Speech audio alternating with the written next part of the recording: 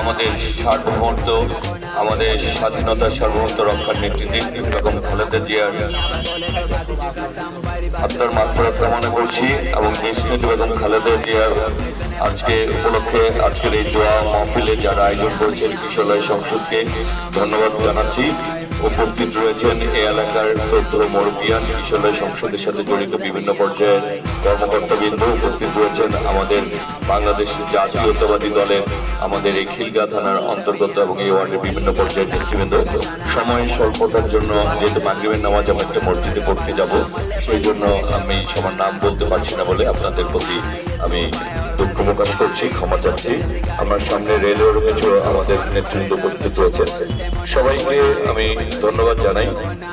আমরা আমাদের নেতা শহীদ রাষ্ট্রপতি জিয়াউর রহমান এবং দেশনেত্রী বেগম খালেদা জিয়া দুজনেই দেশাত্মবোধকে জাগ্রত করে, একজন শহীদ রাষ্ট্রপতি জিয়াউর রহমান স্বাধীনতা ঘোষণার মাধ্যমে আমাদেরকে পতাকা দিয়েছেন, মানচিত্র দিয়েছেন, স্বাধীন সার্বভৌম বাংলাদেশ গড়ে তুলতে চেয়েছেন, কাজ শুরু করেছিলেন।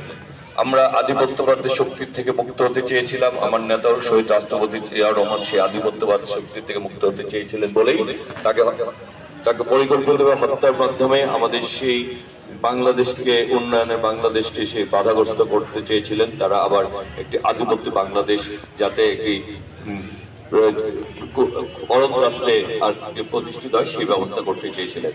কিন্তু আমাদের নেত্রী দেশনেত্রী বেগম খালেদা জিয়া গৃহিণীর থেকে বের হয়ে এসে আজকে আন্দোলন সংগ্রাম করে বাংলাদেশের সুপ্রতিটি স্বৈরাচার বিরুদ্ধে আন্দোলন সংগ্রাম করার মাধ্যমে বাংলাদেশের গণতন্ত্রকে বারবার পুনরুদ্ধার করেছেন এবং বাংলাদেশের মানুষের এই ভোটাধিকার, গণতান্ত্রিক অধিকার, মৌলিক অধিকার এগুলি বাস্তবায়ন করার চেষ্টা করেছেন।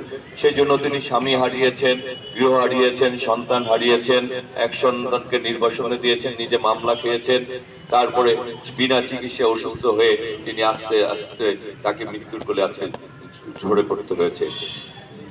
একটি মাত্র কারণ ছিল, সেটা হচ্ছে এই দেশ, এই দেশের মানুষ এবং এই দেশকে রক্ষা করার জন্য দেশনেত্রী বেগম খালেদা জিয়ার এই যিনি যে আজকে যে নিজেকে বিলীন করে দিয়েছেন শুধুমাত্র দেশ, দেশের মানুষ ও জনগণের জন্য।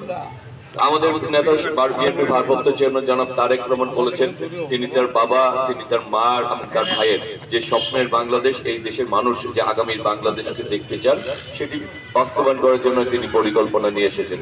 সেই পরিকল্পনার অংশ হিসেবে সমাজে ছাত্র, শ্রমিক, জনতা সকলের জন্যই তিনি পরিকল্পনা নিয়ে এসেছেন আগামী বাংলাদেশকে গড়ে তোলার জন্য।